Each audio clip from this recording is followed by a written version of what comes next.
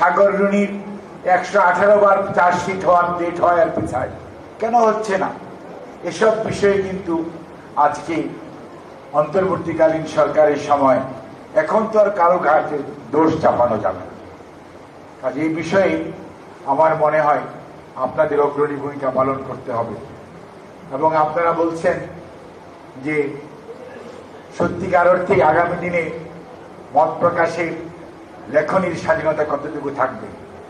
আমি কিন্তু খুব ভয় পাচ্ছি অন্য কারণটা হচ্ছে স্বৈরাচার তো পালায় গেল, স্বৈরাচারের নেত্রী পালিয়েছে, কতিপয় নেতা পালিয়েছে, কেউ কেউ জেলে আছে, কিন্তু স্বৈরাচারীর মানসিকতা কিন্তু আমাদের মাঝে যে বিরাজমান সেটি আমরা লক্ষ্য করছি।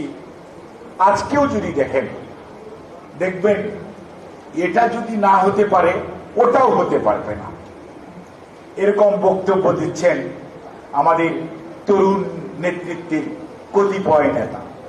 আমরা বলতে চাই আপনি আপনার চাহিদা বলতেই পারেন, এটি আপনার ব্যক্তিগত স্বাধীনতা, কিন্তু আপনি একথা বলতে পারেন না আমার এটা না হলে ওইটাও হবে না। এই অধিকার তো আপনার নাই। এই যে মানসিকতা আর পলায়নকৃত স্বৈরাচারের মানসিকতা একই মানসিকতা।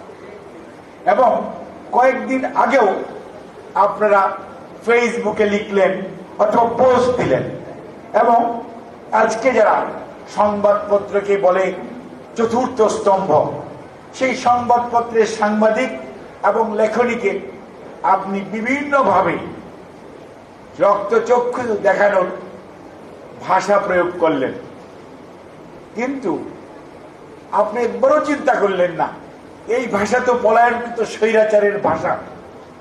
এবং যারা কথায় কথায় কথা বলতো এবং গুম করত, 62 জন সাংবাদিক গুম হয়েছে।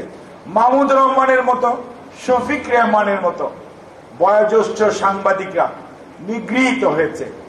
এবং সংগ্রামের যে আমাদের এডিটর আবুল আসাদ ভাইকে কি নির্যাতন করা হয়েছে আপনারা দেখতে পেয়েছেন, শুধুমাত্র লেখনীর জন্য। এখনো তো একই ধরনের প্রতিধ্বনি শোনা যাচ্ছে আপনাদের কণ্ঠে। এটি কি সঠিক? এটি কি হওয়া উচিত? আপনি নতুন প্রজন্মের কথা বলবেন, আগামীর বাংলাদেশের কথা বলবেন, আগামীর সুশাসনের কথা বলবেন, মানসিকতা রেখে দিবেন পূর্বেরটাই, বিচার মানি তাল গাছটা আমার। এটা হবে না, এটা হবে না। শত ফুল ফুটতে দিতে হবে। সিদ্ধান্ত দেওয়ার মালিক এদেশের জনগণ। তারা যাকে গ্রহণ করবে তারাই দায়িত্ব পাবে এবং সেভাবেই দেশ পরিচালিত হবে। আপনি আপনার কথা বলবেন, আমি আমার কথা বলবো, কিন্তু ধমক দিয়ে অথবা কয়েকজন উপস্থিত হয়ে, যেটাকে এখন আমরা বলি মব সন্ত্রাস, মব জাস্টিস, এগুলো করে সভ্য স্বাধীন দেশে বেশি দূর এগুতে পারবেন না।